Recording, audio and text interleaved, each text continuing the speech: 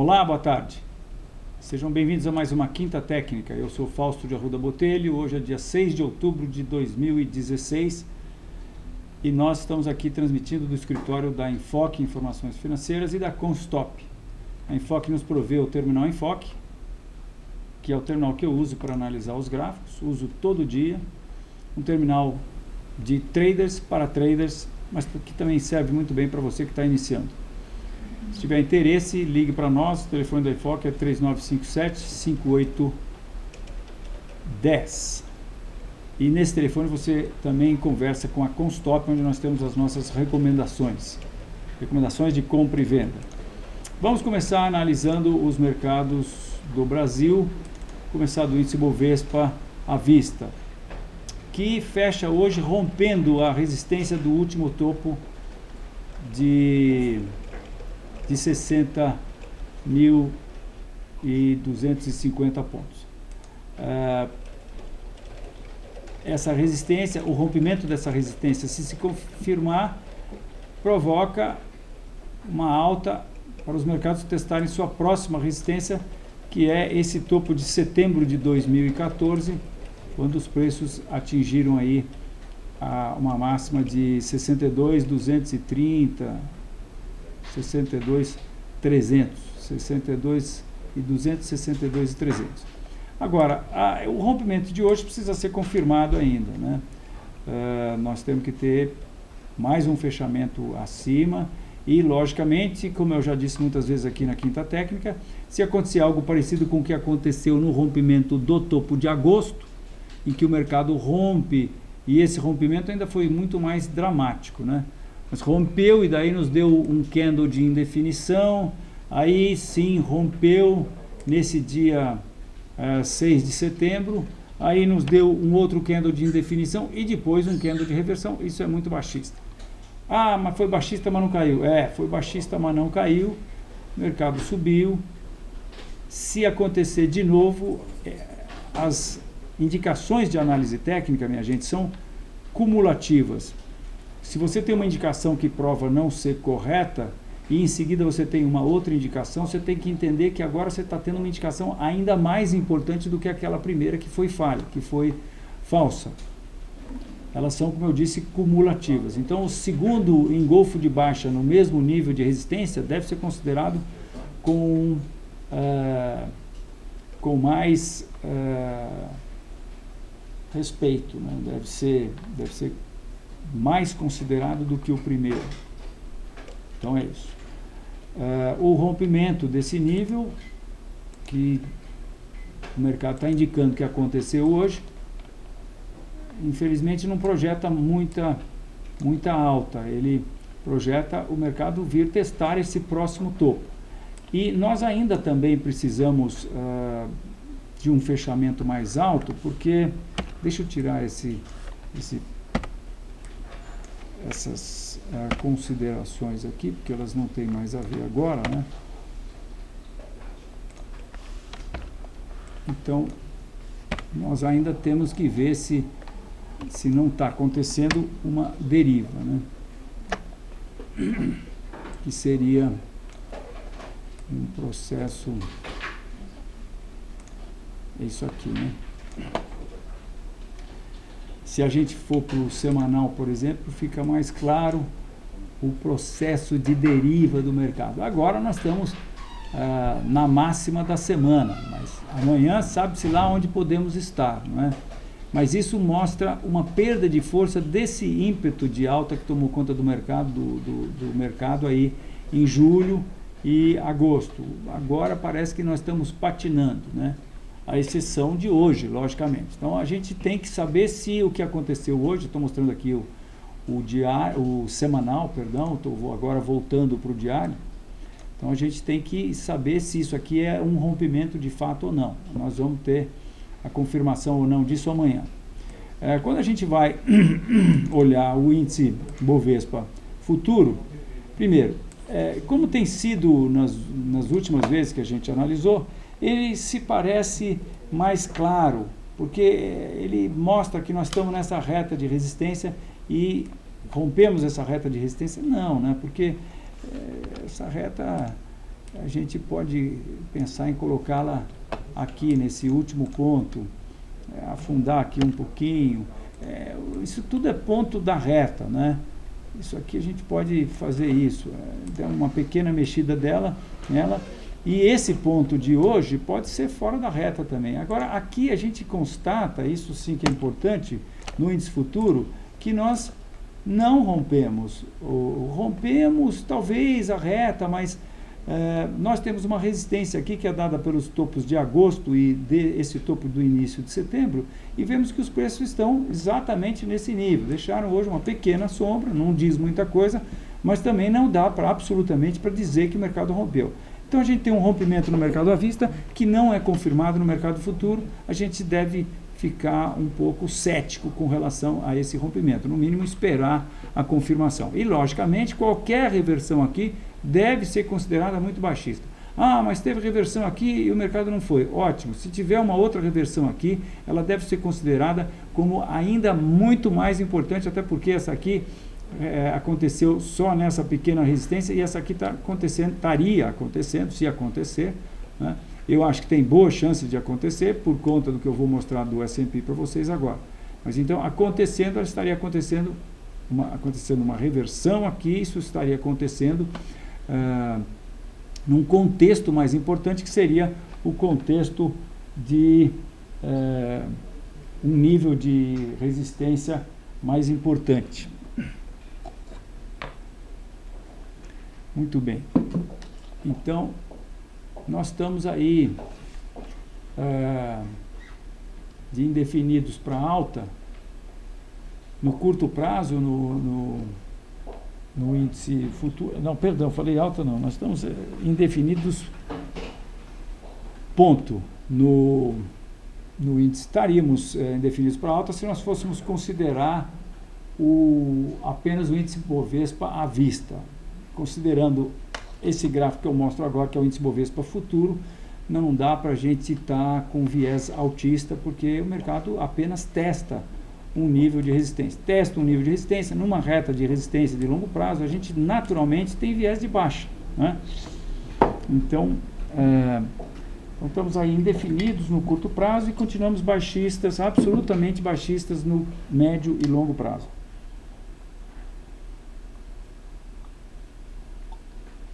A gente olhando esse índice Bovespa futuro aqui, a gente vê que está difícil, né? Porque vai, não vai, fez que vai, cai, vai, sobe, rompe. Agora, existe uma maneira de se interpretar isso. Eu estou interpretando isso daqui como uma exaustão dos comprados. Os comprados tentam e não conseguem, né? Primeiro romperam esse nível aqui, não conseguiram dar continuidade, depois romperam esse outro nível aqui de agosto, não conseguiram dar continuidade. Vamos ver o que acontece agora. Se pela terceira vez eles tentarem romper um nível, e principalmente lá no à vista, né? E não conseguirem, principalmente se a gente tiver uma reversão, isso deve ser considerado ainda muito mais baixista do que das outras vezes, que teria sido a terceira vez, e a terceira indicação de baixa, geralmente dessa não passa, é aí que o mercado cai, né? Muito bem. O S&P, que é o cara que manda no mundo, está assim, testando, continua testando o seu topo histórico, nível mais alto da história dos preços. Minha gente, eu tenho filosofado muito, tenho comentado com muita gente esse processo. O fato do S&P estar no nível mais alto da história significa que a humanidade está se percebendo com o maior valor de seu, abre aspas, portfólio da história. Outra vez eu mostrei o gráfico do Nikkei e quero mostrar de novo, porque eu acho que é bastante ilustrativo, porque isso eu acho que é uma análise macro que a gente está fazendo aqui, né? Então vamos lá, quando a gente olha o Nikkei, a gente vê que ele fez o topo lá em 1990, e aí ele durante 26 anos ele está abaixo desse nível aqui, tá? Esteve abaixo desse nível, de 90 a 16 são do final de 90, são 25 anos que ele está abaixo desse nível aqui. Agora, quando a gente analisa esse nível aqui, que é o topo do mercado, que coincidiu com o pico de 1990, a gente tem que entender que os japoneses, vamos dizer assim, durante 1, 2, 3, 4, 5 anos, imaginaram que eles tinham este valor de riqueza, que isso aqui estava incorporado nos portfólios de cada um deles. Mas hoje a gente vê claramente que isso daqui nunca existiu. Isso aqui era, como dizia o meu amigo David, em inglês, isso aqui era vaporware. Tem software, hardware, software e vaporware, vapor, né? Isso aqui era fumaça. Isso aqui era um valor que, na verdade, foi criado pela euforia que tomou conta dessa tendência de alta iniciada nos anos 70 e que levou os preços a essa bolha e que acabou explodindo aqui em 1990, né? Deixou o topo. Então, o interessante é entender que os japoneses se perceberam com um valor que era 45%. Vejam, a queda do topo para cá é 45%. Ou se a gente for de baixo até a metade, a gente chega mais ou menos em 40%. Então, você pode, a grosso modo, entender que os japoneses, durante muito tempo, imaginaram que eles tinham 40%.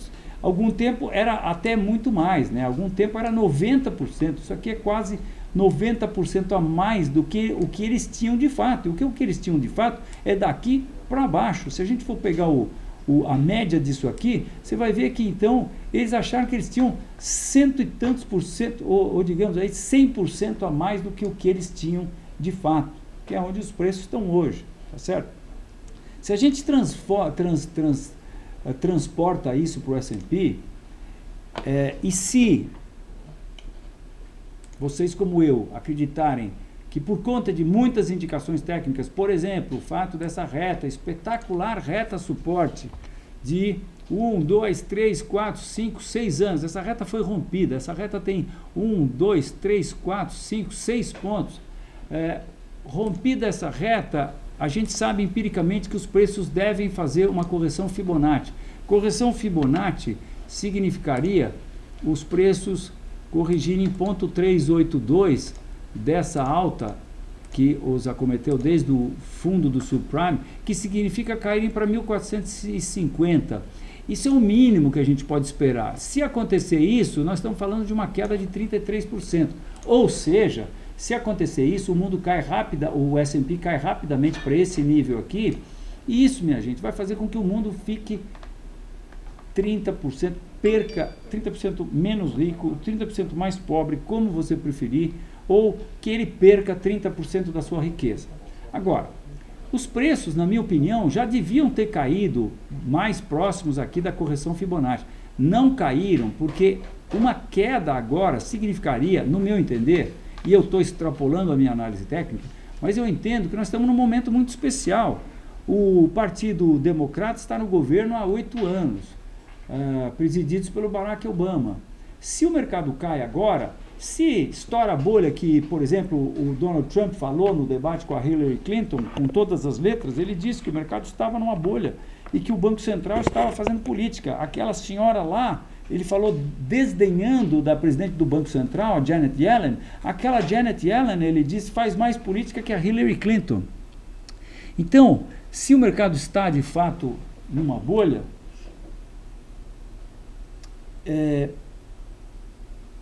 ele deveria ter caído já, mas não caiu porque, como eu disse, eu acho que disso depende a cadeira lá da sala oval da Casa Branca, depende a presidência dos Estados Unidos. Se o mercado cai antes, ele cai antes. Agora, o precedente disso é quando o Bush perdeu a eleição, a gente vê que o mercado começou a cair. A gente pode imaginar que o topo está aqui em... Não, peraí, 2008 está aqui. Eu estava no ano 2000. O mercado começou a cair aqui em 2007, né? Mas ele de fato caiu em outubro, em setembro e outubro. Essa aqui foi a grande queda do mercado. Setembro, outubro, era a administração Bush ainda, não tinha havido as eleições. Então, com isso eu quero chamar a atenção para o fato de que o mercado antecipa, ou pelo menos o precedente de uma crise, e eu entendo que, na verdade, nós ainda estamos nessa crise aqui, né? Nós estamos nessa crise, o mercado caiu, entrou o Obama, e eu acho que o Obama falou, o quê? Na minha vez é que vai tudo pro brejo? Não, injeta adrenalina aí no moribundo, e isso eu acho que foram os quantitative easings que foram feitos, as ajudas econômicas que foram feitas pelo Banco Central, e que criaram isso aqui que eu entendo ser uma bolha. Eu, como o Trump, acho que isso aqui também é uma bolha. Ele disse mais, ele disse que assim que o Banco Central começar a falar em subir, ele não falou subir, ele começar a falar em subir juros, isso aqui vai cair e muito, né? Bem, e, além disso aqui, nós tivemos um bull trap aqui, o mercado rompe esse nível histórico aqui, que coincide com o topo de 2000, que é o nível histórico mais alto, o topo histórico do mercado, rompe e não consegue ir, e agora está se acumulando numa formação que eu acho que vai dar continuidade a essa pequena baixa que aconteceu aqui.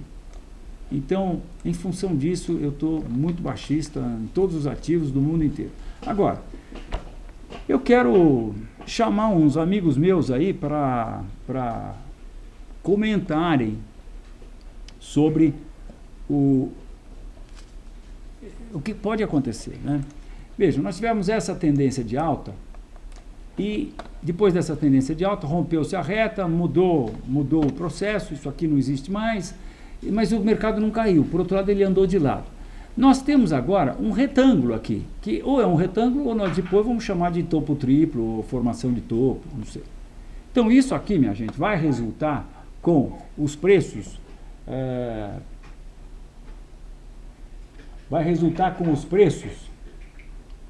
rompendo o suporte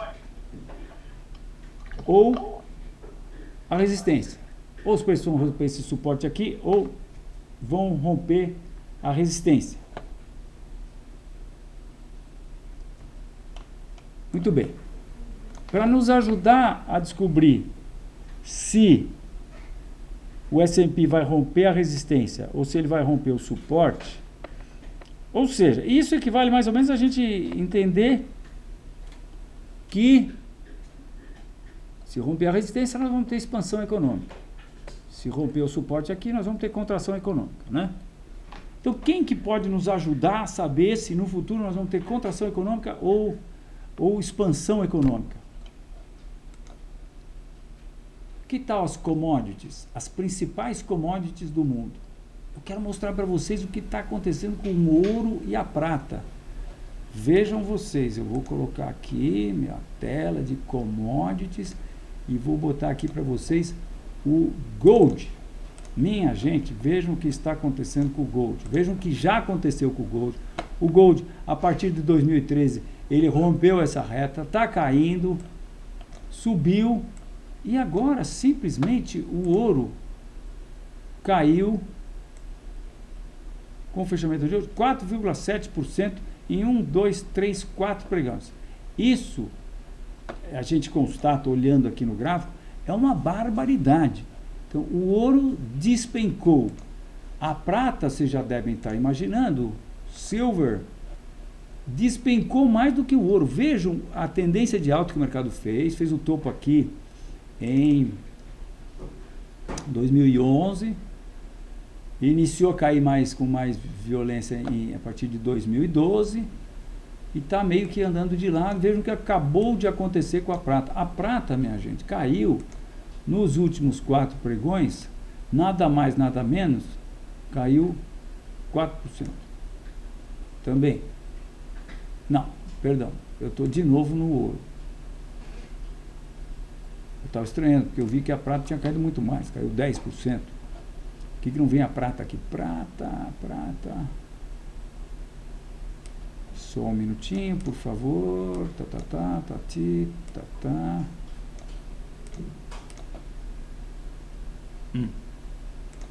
A prata, minha gente, vejam o que aconteceu com a prata.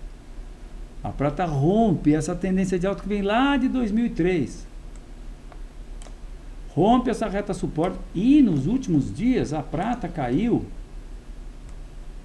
com o fechamento de hoje, 9,8%, chegou a estar com queda de 11,7% em relação a quando começou a cair, que foi na segunda-feira, dia 3 de outubro. Eles estão dizendo para nós, sim, você tem que considerar que a prata e o ouro são commodities. Todo contato eletrônico leva ouro. Prata usa-se numa infinidade de produtos. Elas são commodities. Essas commodities estão gritando nos nossos ouvidos, no mínimo o seguinte: não vai haver expansão econômica. Se não vai haver expansão econômica, o S&P não vai romper o topo. Se o S&P não vai romper o topo, ele está na beira do precipício. E o S&P estando na beira do precipício, eu quero dizer para vocês, e aqueles que já me ouviram em outras vezes, eu peço perdão por estar sendo repetitivo, mas, minha gente, isso aqui é muito importante. Isso aqui é uma situação que olhem esse gráfico, né? Esse é o S&P indexado pelo CPI, quer dizer, a gente está vendo the real thing, como diz o americano. Isso aqui é coisa real, isso aqui é o que aconteceu. Isso aqui é uma constatação de que quem tem ações nos Estados Unidos, e são milhões de famílias com ações nos Estados Unidos, nunca esteve tão rico quanto está agora. Essas pessoas eventualmente vão querer cair fora e vão descobrir que não cabe todo mundo no bonde. Por exemplo, se isso aqui rompe essa retinha aqui, o pessoal começa a querer vender e aí percebe que não dá para vender aqui no 2100 e de repente, bem, eu já vi esse filme muitas outras vezes, mas se acontece, e vejam, eu lembro que Fibonacci estaria aqui, né? Nós teríamos que ter uma queda de 33% para chegar no primeiro nível Fibonacci.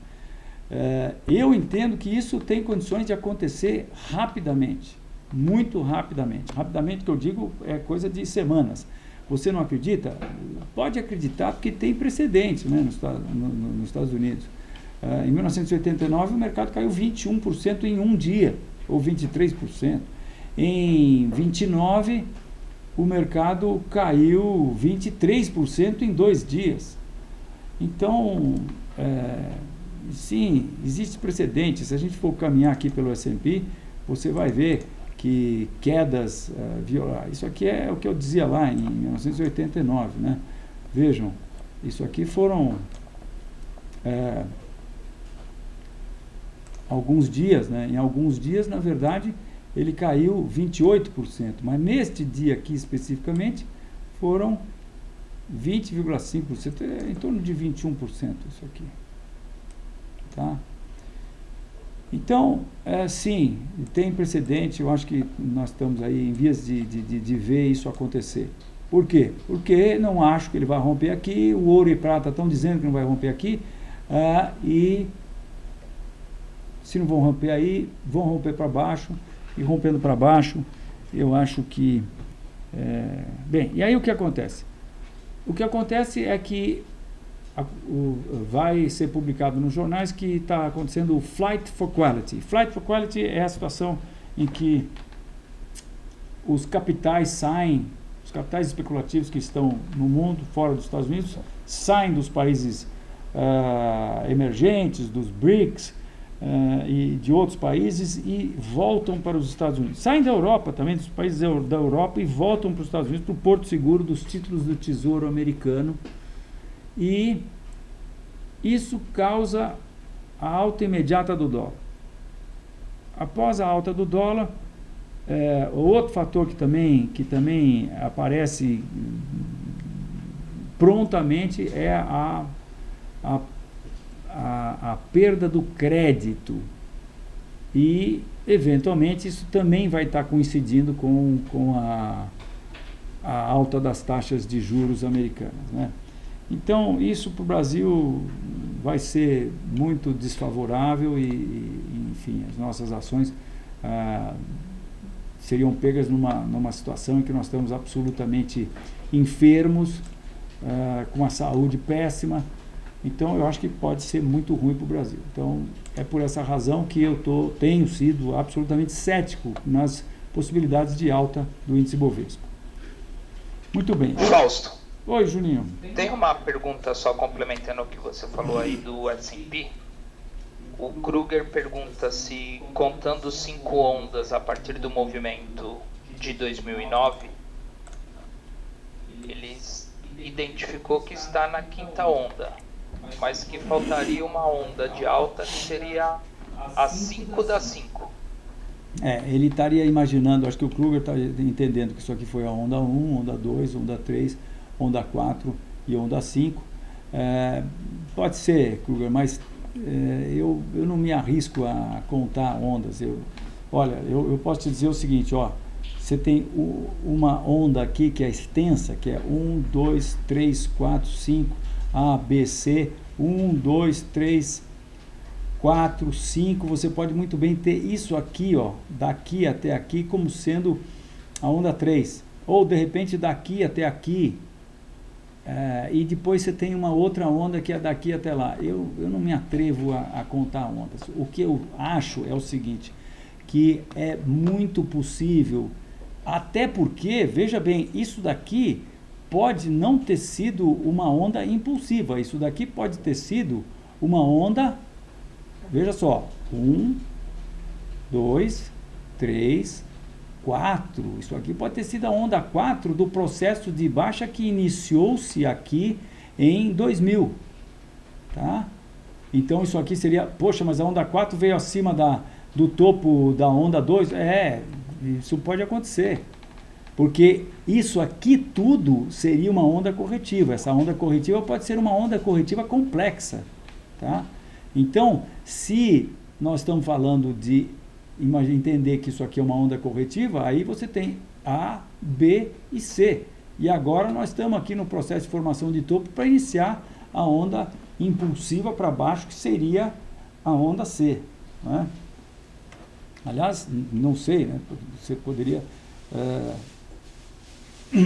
ou você poderia ter tido aqui 1, 2, 3, 4, 5, A, B, C, e aí está indo para a onda C, né? Isso aqui poderia ter sido a onda A, onda, como é que é?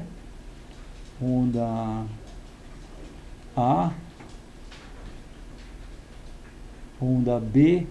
Bom, enfim, isso aqui é uma complexidade muito grande. Eu acho que a gente não deve ir para a parte mais complexa. O que você deve ter, o que é mais próximo da gente entender é que isso aqui é um movimento, isso aqui é uma tendência. Por quê? Porque nós passamos uma belíssima reta de resistência aqui. Passamos essa reta e esse movimento foi rompido. Agora, se esse movimento foi impulsivo ou corretivo, não importa. O que importa é que depois de você ter um movimento desse, depois de você ter uma ação dessa, você deve esperar uma reação que tenha proporcionalidade com Fibonacci. E a proporcionalidade mínima que a gente entende que uma ação dessa pode ter é corrigir ponto 382. Ponto 382 é o que eu disse para vocês, é 33% de baixa no mercado. É para lá que eu acho que o S&P está indo. Eu não quero nem imaginar o que pode acontecer com o Bovespa se eu tiver certo. Nós vamos ter que esperar agora. Eu acho que não muito, porque o mercado está aqui ciscando nesse processo aqui, e isso aqui me parece um processo de realização de lucros. Eu não sei, o mercado está muito estranho. Eu acho que o Banco Central está forçando a barra, está segurando. Eu acho que isso aqui vai ser muito comentado ainda. Enfim, é isso aí. Temos que esperar. Agora, qualquer processo que aconteça no S&P aqui, de queda mais acentuada, vocês não tenham dúvida que aborta totalmente qualquer alta de qualquer ação no Brasil. Eu não tenho a menor dúvida, porque isso implicaria que o Trump está certo, e se o Trump está certo, nós estamos fritos. Muito bem, eu queria dizer a vocês que, se você está nos assistindo aí em tempo real, você pode eventualmente usar o nosso WhatsApp para mandar a sua pergunta ou o seu comentário.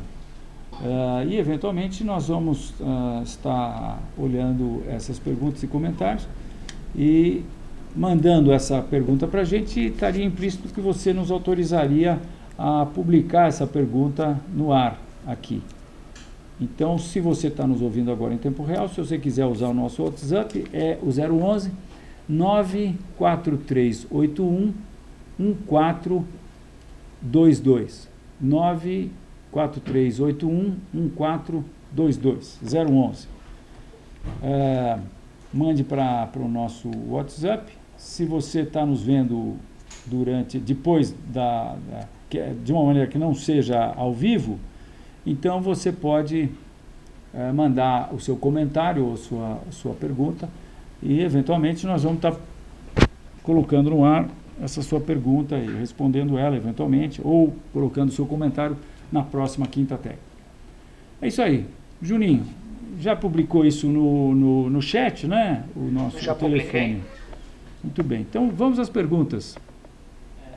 Primeira pergunta é COSAN, CSAN3. Puxa vida, hein? Como subiu o COSAN, hein? Quem que perguntou sobre COSAN? Nickname FG. FG. CSAN3. Sempre confunde com... Então, COSAN subiu e rompeu a importantíssima resistência de 39, que é dada em função desses topos aqui que aconteceram em 2013, esse topo de 2014 e esse último topo aqui. Então, esse rompimento coloca os preços, bem, ainda não coloca em mares nunca dantes navegados, porque o topo principal está aqui um pouquinho acima de 45. É uma resistência natural e é para lá que eu acho que os preços estão indo, aí no 45,50, entre 45 e 46. Não tem mais condições de ter trade, porque o fechamento de hoje coloca a possibilidade de stop a 7,2% de distância aproximadamente, e o objetivo estaria a 12%, quer dizer, a gente não tem nem 2-1 aí. Então, mas o que a gente pode eventualmente esperar é um pullback para a antiga resistência, ou uma bandeira de alta, ainda melhor, né? Se a gente tiver aqui uma bandeirinha, aqui ou talvez um pouquinho mais acima, aí quando o mercado escapa da bandeira, é a hora de comprar com o stop abaixo da bandeira. Então tem que ter um pouco de paciência. Quem está comprado, eu acho que está numa posição que tem tudo para ser vencedora. Altistas aí então, para COSAN, rumo a esse objetivo. Não posso ser altista no médio e longo prazo, pelo contrário, até porque, já que se mencionou Elliott, eu vejo aqui um movimento, dois movimentos, e nós estaríamos indo para o terceiro movimento de alta, né? Então, o mercado provavelmente estaria esgotando aí essa alta após esse rally aí para os 45, 50 lá que nós falamos. Júnior. Próxima pergunta é PECAR 4, Pão de Açúcar.